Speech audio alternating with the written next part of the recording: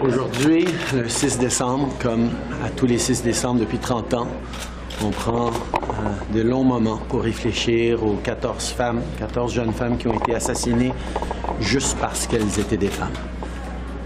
On a un devoir de mémoire, mais on a aussi un devoir aujourd'hui et à tous les jours de continuer à lutter contre la violence faite aux femmes. Today, December 6th, like every December 6th for the past over 30 years, we take a moment to reflect and to remember the 14 young women who were killed at Polytechnique just because they were women. We have a responsibility to remember, but today and every day, we have a responsibility to continue to fight to end gender-based violence right across the country and eventually around the world. Monsieur Poilievre restait menace de paralyser. Monsieur Poilievre restait menace de paralyser les comités, la Chambre. Qu'en avez-vous pensé? Êtes-vous prêt à veiller tard?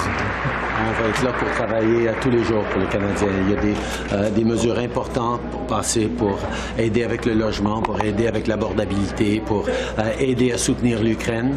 Monsieur Poilievre veut jouer des jeux pendant que les Canadiens souffrent. Nous, on va être là pour travailler pour eux.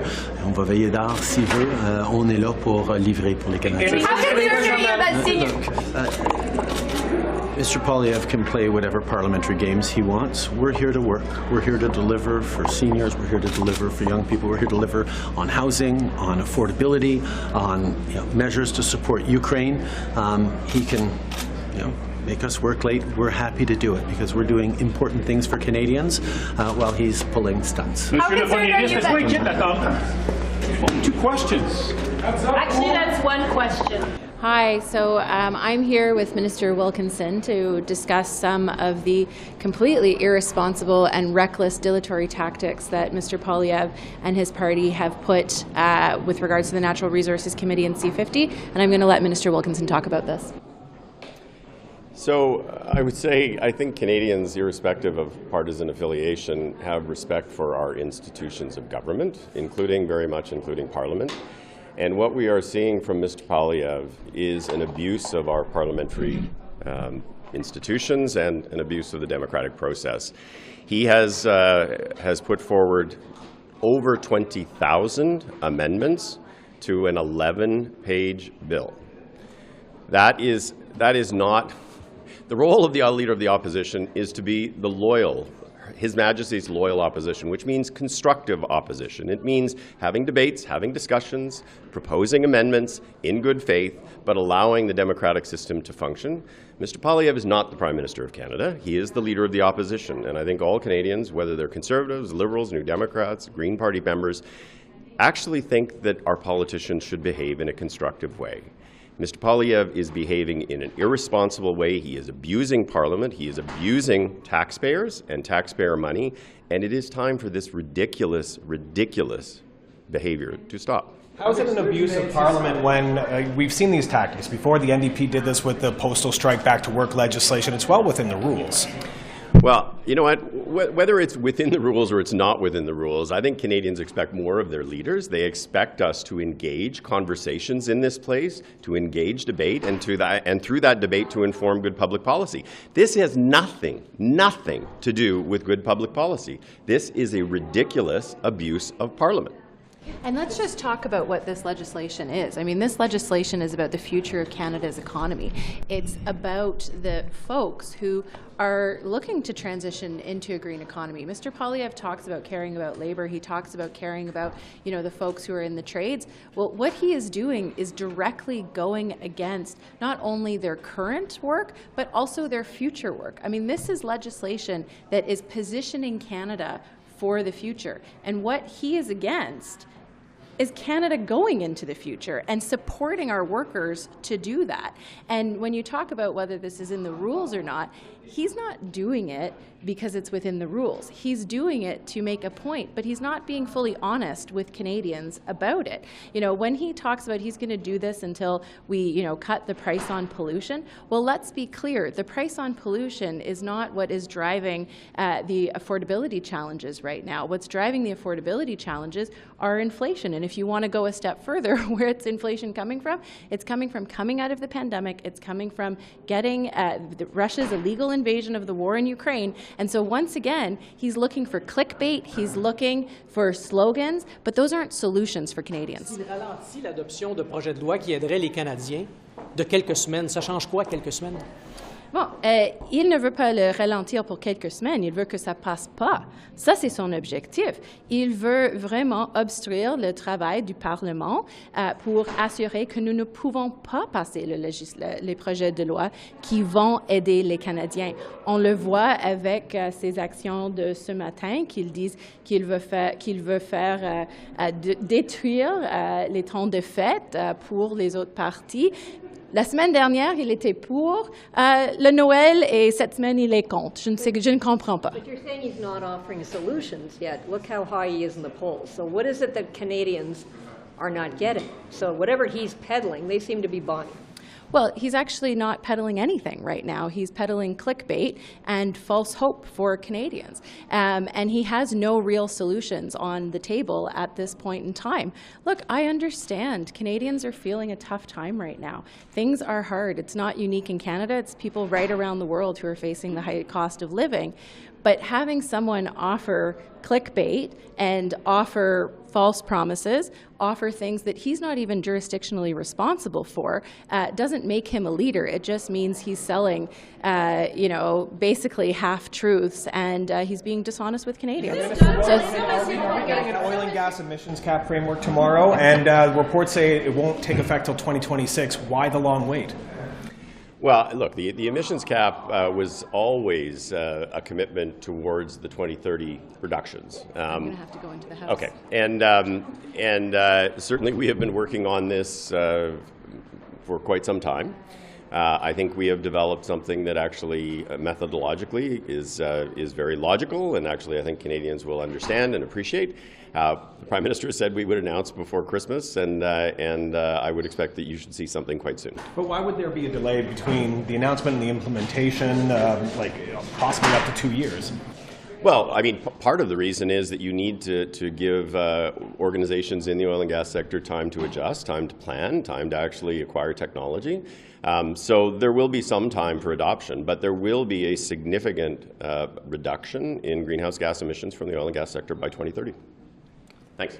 Thanks very much. FN election, is there a type of person you're looking for? Or that's completely up to First Nations to select the leader that's right for them, and I know they're in the middle of elections right now, and I look forward to whoever's elected leading the AFN on the important work we have to do together. I think what I'm trying to get at is there's a lot of nuance, a lot of negotiations in any job, and maybe are there any characteristics that really help in the job or something like that? Because there's all this, it's negotiations within the FN, but then when they come to speak to you, administrative or senator. I think the government's role is to work with the AFN in the way that they determine, and I think, in any colonial government, obviously, we haven't been the greatest partners to First Nations peoples over the last 150 years, and this government's been really focused on really reasserting, I suppose, the right for Indigenous peoples to choose for themselves how they'll govern and how they'll lead. And I know that we'll have a good relationship, we'll have difficult conversations, and we'll get lots of work done no matter who's elected. Thank you very much. Bonjour, hello. First of all, I want to say that on behalf of the NDP caucus, we want to share our deep remembrance for today, which is December 6th. Today we remember the 14 women that were killed at École Polytechnique because they were women, and we make a very clear statement that not only do we remember their memory, but we remember the memory of all women that have been targeted, that have been the victims of gender-based violence, domestic violence, violence in our homes, in our streets, across our country and around the world. And it is clear coming out of the pandemic, where many have talked about another epidemic of that of gender-based or violence against women. We have seen a hike in violence against women, with again particular impacts on Indigenous women, and we in the NDP are making it very clear that today is also a day of action, committing to ending violence against women. Aujourd'hui, je partage en français, au nom du caucus NPD, on se souvient des 14 femmes qui ont été tuées à l'École Polytechnique parce qu'elles étaient des femmes. Aujourd'hui, on se souvient de ces 14 femmes et on se souvient de chaque femme qui est victime de la violence contre les femmes, la violence domestique, la violence contre les femmes, soit dans nos maisons, soit dans nos communautés à travers le pays et autour du monde. Et on reconnaît que sortant de la pandémie, on a aussi reconnu une épidémie de violence contre les femmes, incluant ici au Canada. On sait que le taux de femmes qui sont ciblées parce qu'elles sont de femmes est en hausse. C'est un impact particulier, dévastateur sur les femmes autochtones. Et aujourd'hui, au nom de l'NPD, on est clair, il faut agir, il faut que le gouvernement fédéral agisse pour mettre fin à la violence contre les femmes. I am here as well to acknowledge the important report that came out by the Parliamentary Budget Officer today that acknowledged that the NDP plan to tax excess CEO profits could generate up to $1.7 billion in revenue, a significant number, revenue that could go towards dealing with the real priorities we have in this country when it comes to the way in which Canadians are suffering, that could be reinvested in housing, that could be reinvested in infrastructure, in emergency preparedness, that could be reinvested in Indigenous communities that face the greatest infrastructure gap in our country. We recognize this important report that was shared today and recognize as well that it's the NDP that has the plan to take on CEOs, to take on the rich in our country who are making major profits on the backs of Canadian workers, on people on fixed income who are suffering right now. En français, on reconnaît aussi aujourd'hui le rapport partagé par le bureau du budget parlementaire qui reconnaît que notre plan, le plan du NPD, pour mettre un impôt sur les salaires excessifs des PDG pourrait nous donner jusqu'à 1,7 milliard de dollars, 1,7 milliard de dollars par année qui pourraient être réinvestis dans les priorités des Canadiens, comme le logement, comme l'infrastructure, la préparation d'urgence dans des communautés autochtones qui font face à le plus grand défi en termes de manque d'infrastructure. Et c'est nous, au NPD, qui est le seul parti qui est en train de dire clairement il faut s'attaquer aux riches dans ce pays qui sont en train de faire des profits énormes sur le dos des travailleurs, des personnes qui sont en train de souffrir, des Canadiens qui sont en train de souffrir à chaque jour. C'est le temps pour l'équité, pour les Canadiens qui sont en train de souffrir. C'est le temps d'avoir du courage et faire agir le gouvernement en termes de taxes sur les salaires excessifs des PDG à un temps où ils s'enrichissent à cause du travail des travailleurs, des Canadiens qui sont en train de souffrir. On a besoin de l'action sur ce rapport et sur un plan beaucoup plus grand pour réinvestir dans le peuple canadien. Merci. Mais là, je vais juste prendre deux minutes brièvement. Merci beaucoup, Nikki. Juste pour parler du processus autour du président. Nous, on a trouvé ça comme infraction grave. Je l'ai suggéré en Chambre aussi cette semaine. Aujourd'hui, on a un vote motion qui va référer la matière au comité procédure et affaires de la Chambre. Nous, on va appuyer ça. Puis on trouve ça important que ce soit quelque chose qui est fait dans les plus brefs délais. Alors, il y a un amendement aussi qui parle de jeudi prochain, un rapport qui revient effectivement en Chambre. On trouve ça important d'avoir des discussions aux procédures et affaires de la Chambre autour des remèdes qui sont possibles et que ça sera mené en Chambre le plus rapidement possible. Alors, bien sûr, on va appuyer la motion et l'amendement. So in terms of the Speaker's issues, as I intervened on behalf of the NDP this week, we thought the infraction was serious and warranted it being referred to Procedure and House Affairs and dealt with in a timely way. So we'll be supporting both the motion to refer it to Procedure and House Affairs, but also that timely return back into the House, which would be next Thursday. We believe this is something that needs to be dealt with in a timely way, and so we will be supporting both the amendment and the motion. But the bottom line is you don't want to see him fired. The bottom line is Procedure and House Affairs will look at remedies, and we are prepared to work with our colleagues from all parties to look at those remedies. Vous avez entendu M. Poilievre aujourd'hui menacer de paralyser les travaux des comités parlementaires, de même ruiner Noël.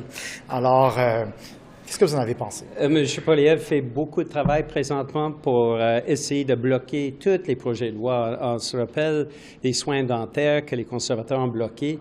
On se rappelle tous les projets de loi, y compris les remboursements de l'épicerie dont les gens ont besoin à travers le pays. Et chaque projet de loi, les conservateurs bloquent. Alors, ça ne change pas. Les conservateurs bloquent toutes les choses. Alors, pour nous, sa règle de procédure semble être, pour M. Poilievre, de bloquer toutes les choses qui peuvent apporter un bienfait aux Canadiennes et aux Canadiens.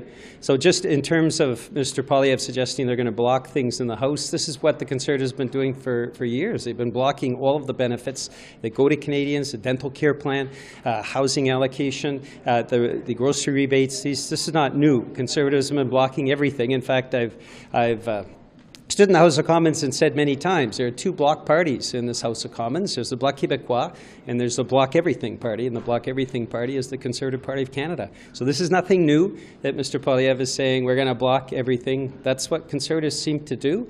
The NDP is focused on bringing benefit to folks, to helping Canadians that are really struggling these days.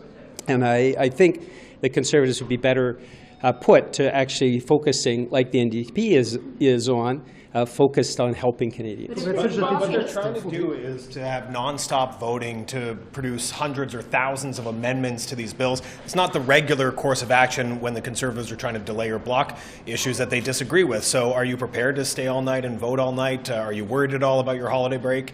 The tactics the Conservatives use may change, but the principle seems to remain the same, and that is to try to block benefits that Canadians need to have. And the NDP and Jagmeet Singh is focused in a completely different way on making sure people are getting the need that their needs met at this critical time. The NDP, I think we've shown, we're the worker bees in this Parliament. We're prepared to work as hard as we can to make sure people get that benefit. So we'll work as hard as we can. Monsieur Julian, je ne sais pas si vous avez déjà répondu à la question. Est-ce qu'il y a moyen de les empêcher de bloquer? Est-ce qu'une majorité de la Chambre, par exemple, ça suffit pour adopter une motion pour empêcher tous les filibusters? Il y a des moyens procédurels qu'on peut utiliser dans des contextes différents. On regarde cas par cas. Dans le cas du MPD, pour nous, la chose la plus importante, c'est qu'on est en train d'aider les Canadiennes et les Canadiens. Alors, au niveau procédural, je pense qu'on a déjà démontré à plusieurs reprises qu'on est capable de trouver le bon outil procédural pour faire en sorte que cette aide-là puisse aller aux Canadiennes puis aux Canadiens. Mais la menace que M. Poilievre fait, c'est qu'est-ce qu'il fait d'habitude. Ça n'a pas changé. Ça, des procédures pour les empêcher de retarder? On est en train, pour nous, on regarde froidement qu'est-ce qui est la meilleure façon de procéder pour aider les Canadiennes et les Canadiens. Alors, on va regarder les outils procédurels dont on possède. Has the NDP committed to a decision on whether or not Fergus should step down, or will the study at Proc inform your opinion on that matter? Exactly. The study at Proc, and we're looking at a very short time frame. So we're talking about over the course of the next week. We believe in fully participating. We believe that all parties need to take off their partisan hats. This is an extremely important issue. It needs to be dealt with in a mature, responsible, adult way. The NDP will do as we've always done.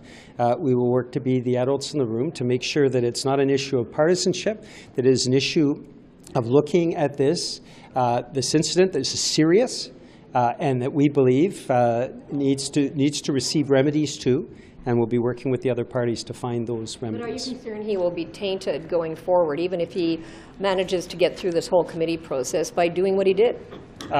What he did, obviously, the House of Commons voting today to refer it to committee, I think he will understand that it's serious when it's referred to the Procedure and House Affairs Committee. There is video of Fergus yesterday being in Washington and delivering a private speech where he also talks about his time with the Young Liberals of Canada. Is that appropriate? I don't believe so, no. I mean, when we elect a speaker, that speaker, in a sense, leaves their past behind. In a sense, when you're a speaker of the entire House of Commons. So you don't come from any one party. You come from a position of responding to the entire House of Commons. So, no, I don't believe that was appropriate. But I think the use of the Speaker's resources in the video that was communicated at the Provincial Liberal Convention was clearly inappropriate, and that's why we're supporting the motion and the amendment. Il y avait une autre question? Que les conservateurs promettent de faire tant que la taxe carbone n'est pas annulée. J'ai cru comprendre que vous êtes plus ou moins d'accord, mais en même temps, tous les partis ont déjà eu affaire à ce genre de tactique-là. Pourquoi c'est pire quand c'est les conservateurs? Je comprends pas. Moi, j'ai pas dit que c'était pire avec les conservateurs. J'ai dit que c'est simplement comment ils fonctionnent tous les jours. Et ça change rien. Et quand je regarde depuis des années, les conservateurs bloquent tout. Et il faut trouver des moyens procédurels pour bloquer. Pour débloquer, qu'est-ce qui bloque? Et les soins dentaires, pour juste donner un exemple, le député conservateur en moyen, l'année passée, a bloqué l'aide qui allait à 11 000 personnes dans leur comté. Ça n'a pas de sens quand on parle du logement, quand on parle de remboursement de l'épicerie, toutes les choses que l'MPD a poussées pour, toutes les choses qui aident des concitoyennes dans les comtés conservateurs, il me semble, c'est un peu bizarre que les conservateurs bloquent ces projets de loi-là. Mais c'est monnaie courante, c'est comment les conservateurs fonctionnent. Ça ne change pas qu'ils menacent de redoubler leurs efforts de bloquer des choses, parce que c'est ça qu'ils font. Est-ce que ça doit avoir une échéance ferme pour la motion sur M. Fergus? Pourquoi est-ce que vous allez amender la motion à la Chambre pour qu'il y ait une échéance ferme? Mais parce qu'on trouve que quelque chose de si sérieux doit être fait dans un plus bref délai. On ne laisse pas traîner pendant des semaines et des semaines. C'est quelque chose qui est important. C'est quelque chose qui doit être répondu. Et c'est pour ça que... Alors, mais l'amendement te parle de jeudi prochain. Jeudi prochain, ça va être un rapport qui revient en Chambre. Alors, on trouve qu'à l'échéancier, à temps donné, qu'est-ce qu'on est en train de discuter, que c'est normal.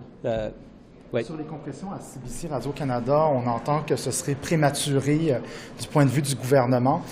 Qu'est-ce que vous en avez pensé? Peut-être Mme Ashton aussi, qui est porte-parole en matière de langues officielles, là? Oui, c'est des coupures dévastateurs. En premier, moi, je représente une région rurale. On n'a pas quelqu'un qui travaille pour le CBC, ça fait des années de façon stable, et on devrait y avoir. Mais quand on regarde la question nationale, voici un service qui appartient aux Canadiens, un service tellement important. Ces coupures sont majeures, et particulièrement, je dirais, en nombre au Québec. On sait que le travail que fait Radio-Canada est un travail essentiel, non seulement pour les communautés à travers le Québec, mais pour notre pays entier, reconnaissant la position du Québec, reconnaissant l'importance du français. Et on vient de moderniser la loi sur les langues officielles pour pouvoir renforcer la position du français, des langues en situation minoritaire, mais aussi pouvoir mettre fin au déclin du français. Ces coupures vont de l'autre direction, et je pense, on est clairement tous contre. On pense aux travailleurs affectés à ce moment-là, et on demande à CBC Radio-Canada de trouver une façon de faire le travail, non seulement qu'ils ont la responsabilité de faire, mais aussi auquel les Canadiens s'attendent qu'ils fassent. Mais sur le processus, là, on entend qu'il y avait peut-être un processus qui aurait pu être suivi différemment. Où est-ce que les coupures, c'est en moyenne 3 dans tout ce qui est géré par le ministère du Patrimoine. Qu'est-ce que vous pensez du timing de la décision de Mme Tate?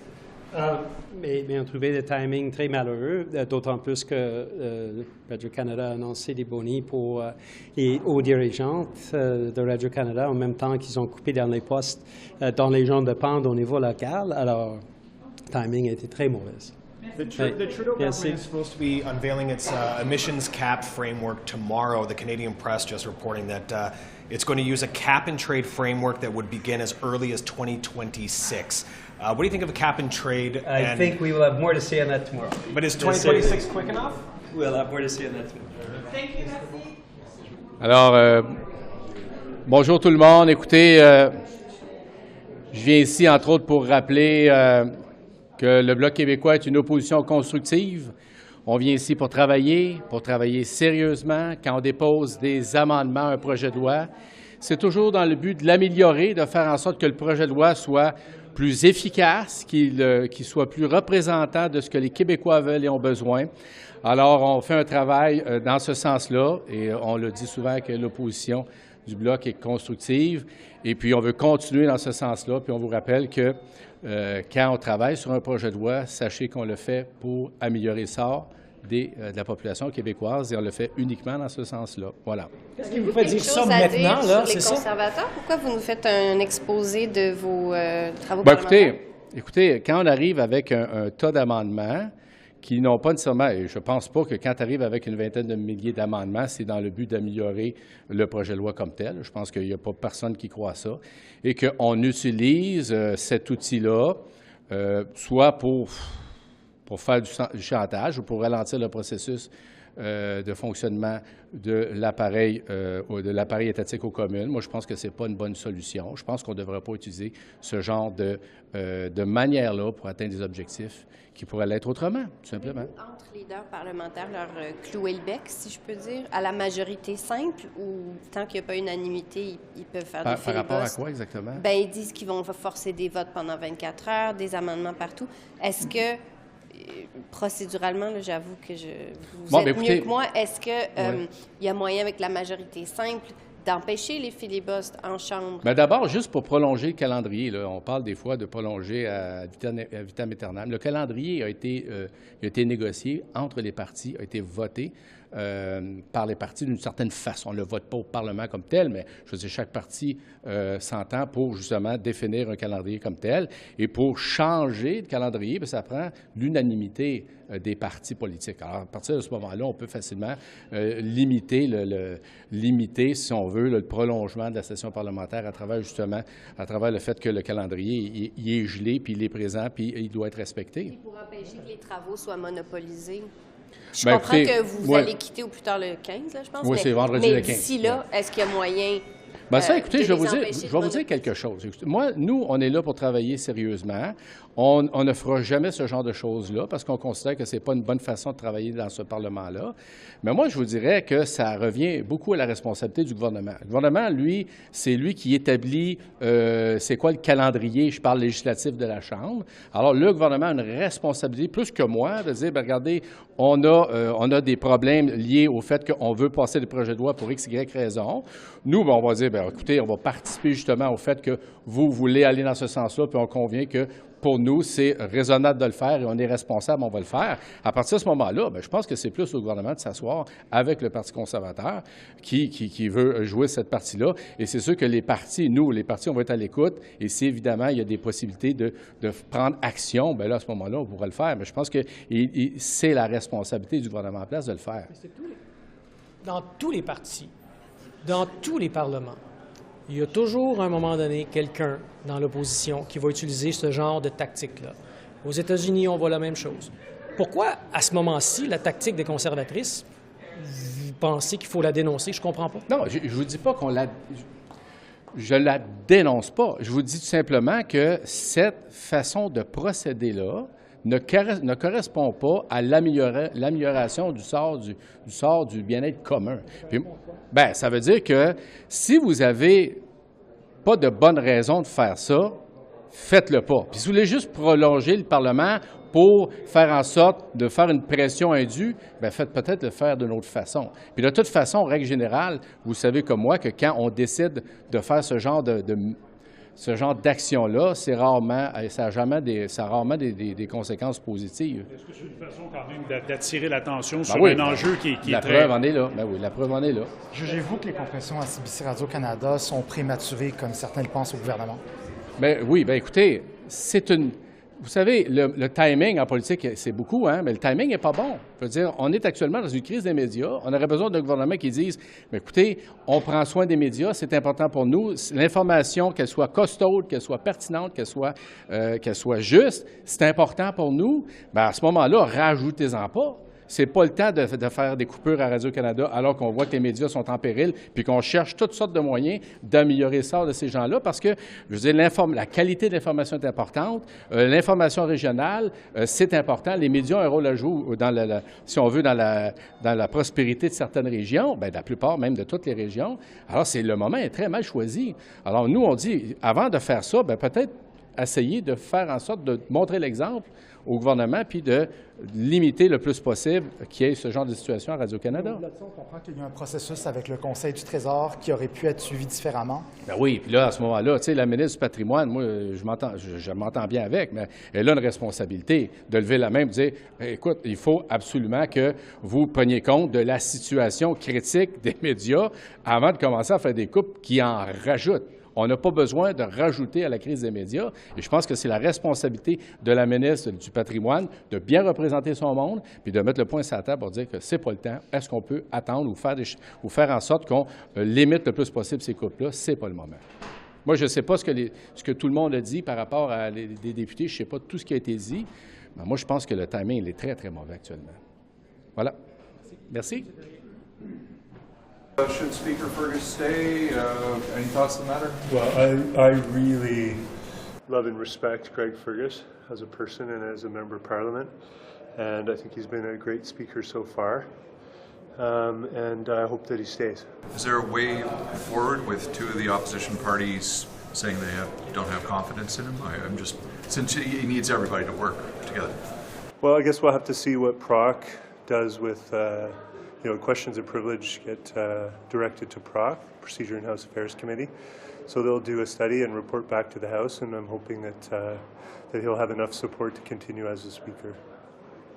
Is there a way forward for Speaker Fergus to keep his job, or should he depart, given the Rose video? Just taking the temperature. Sure, yeah. Greens are supporting the calls from other parliamentarians, particularly the NDP, in terms of referring it to PROC. It seems like a reasonable measure to turn the temperature down, get a resolution, but make sure that the business of the House and priorities of folks in my community and others across the country continue to get heard on the floor. So are you saying that what happened with Mr. Fergus is more an internal inside Parliament Hill thing? It's something that it's not as big an issue as the economy and everything else? Or? Well, certainly in my community, the cost of living, housing, climate crisis, those are more critical for folks I'm speaking with every day. And this is important, needs to be looked at, and having MPs come together, hopefully, as I shared in the House yesterday, in a less partisan way, as parliamentarians, to provide recommendations back to the House on a path forward to ensure the impartiality of the Speaker. As Greens, we see that as a reasonable path forward here. Concernant l'obstruction que les conservateurs veulent faire, comment vous voyez ça? Est-ce qu'il y a quelque chose de constructif dans cette démarche? Oui, j'ai dit la même chose dans la Chambre hier, je pense.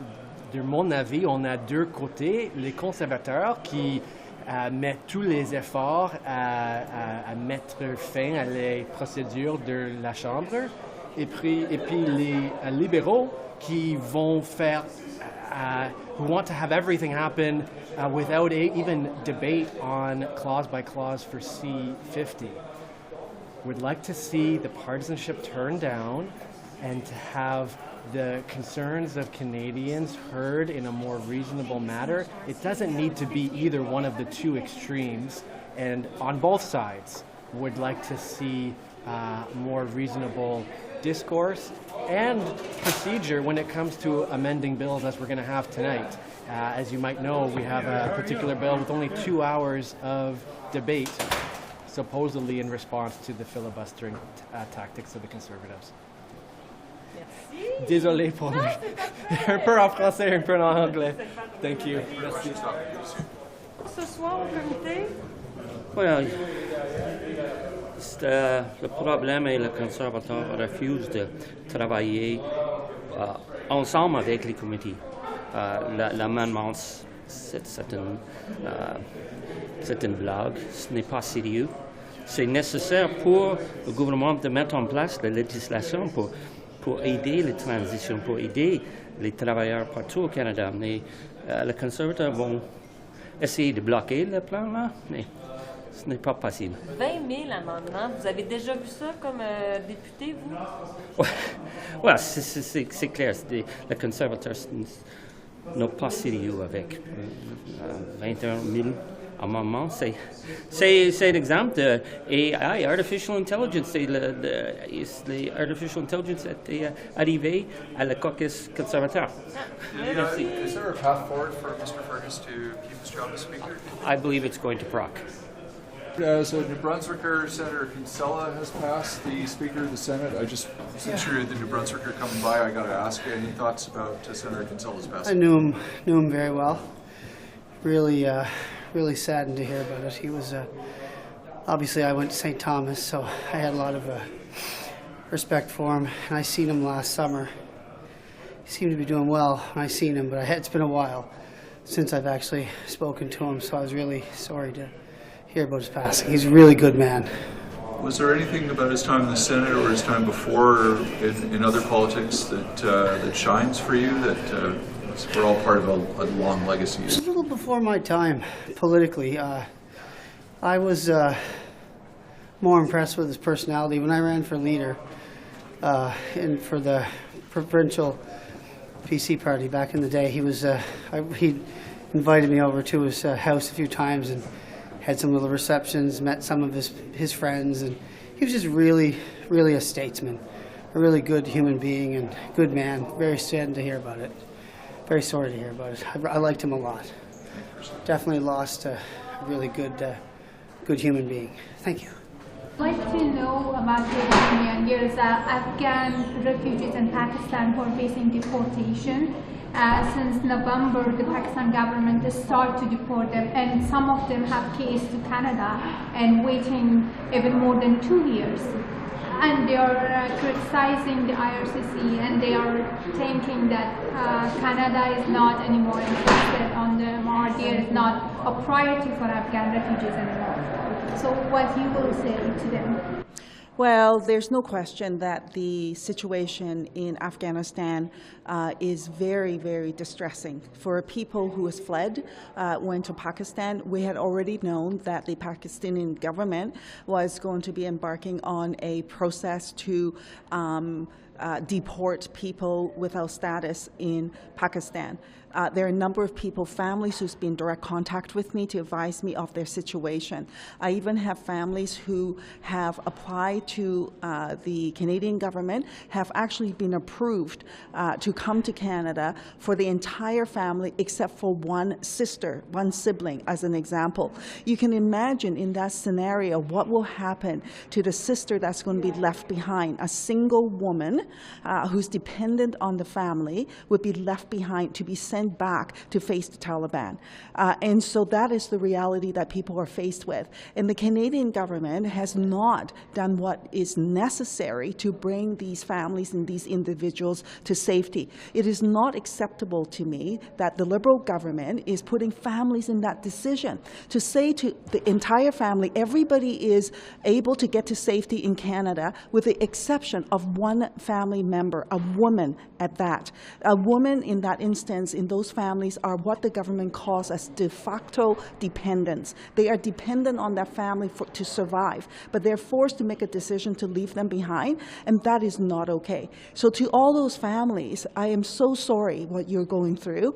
I am so sorry that the Canadian government is letting you down. And when the Canadian government says we're defenders of human rights, that we stand with women, and particularly for Afghan families who actually served Canada and put their families at risk, and then we promised that we would bring them to safety, to put them in this situation, it is not acceptable. And we must not forget Afghanistan and the Afghans that have done that work for Canada.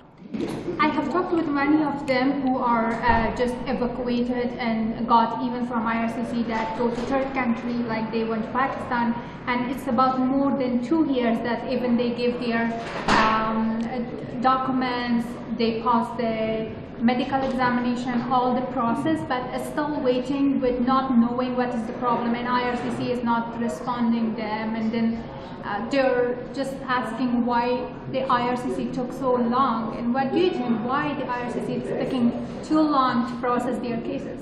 Well, there's no justification for IRCC to delay the processing. These applications need to be expedited. The government knows that. But yet, people are stuck in the queue. They're waiting and waiting, and it is not being processed. Meanwhile, their lives are in jeopardy. When the government makes a decision, in the case of leaving a family member behind like that, a woman leaving them behind like that, they may as well just hand them a death sentence.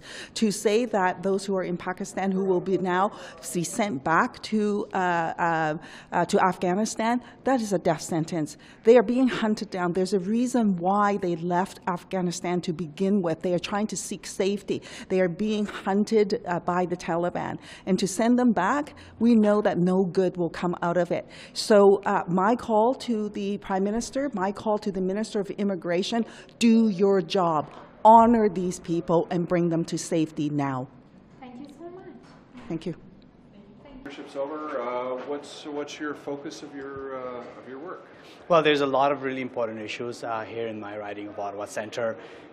One of the big areas that I've been involved in is the revitalization of Ottawa's downtown, which is important. Housing is also an important issue, both in terms of building new housing, but also ensuring that we have social housing built in our community as well.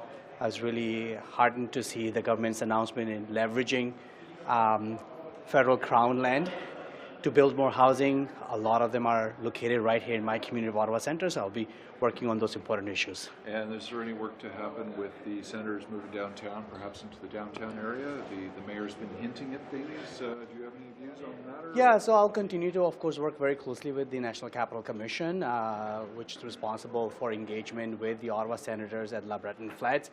It is my hope that Ottawa senators will decide to move to the downtown core. I think it will be the right thing to do. It will create a lot of excitement in the downtown core and make sure that we can use that sports and events arena not only for hockey games, but for other cultural festivities as well. Just for precision, I think the mayor doesn't want it to be in La Breton Flats. I think he's trying to move it elsewhere. That's where I'm reading the tea leaves. Well, I think there is an MOU at La Breton Flats right now with the National Capital Commission. So I am going to assume, and I haven't had any direct conversations with the mayor or the new owners of Ottawa Senators, but I'm going to assume that that's still being considered.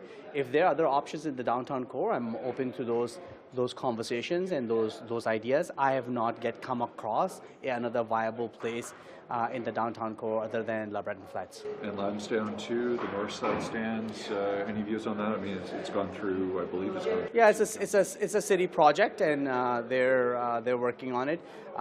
For me, housing is a big issue, and we need to make sure that we are building a good mix of housing and ensuring that affordable housing, both for ownership and for rental purposes, is available in our downtown core. I think we've been looking at the NRCan lands around Booth Street and Carling. I think that's one of the, but that's been a long work. Are there other areas that you can suggest? So I think there's a couple of big areas that are the process is ongoing with Canada Lands Corporation Company and with PSPC. One is around Tenny's Pasture. There's consultations that are taking place. I've been engaged with various community groups in my riding to make sure that our views and perspectives are being shared. Booth Street, one off Carling, is another very important, significant project. And the last one is Confederation Heights, which is in Ottawa South, in Mr. McGinty's riding, which with reboundary changes will become part of my riding, is another very important area of land that's owned by federal government where there's engagement to ensure that we can build more housing. Is there anything I missed? I think you've covered it all. Good. Yeah, you're testing my sets on local issues and see if I'm on top or not. Good job. That's what we do.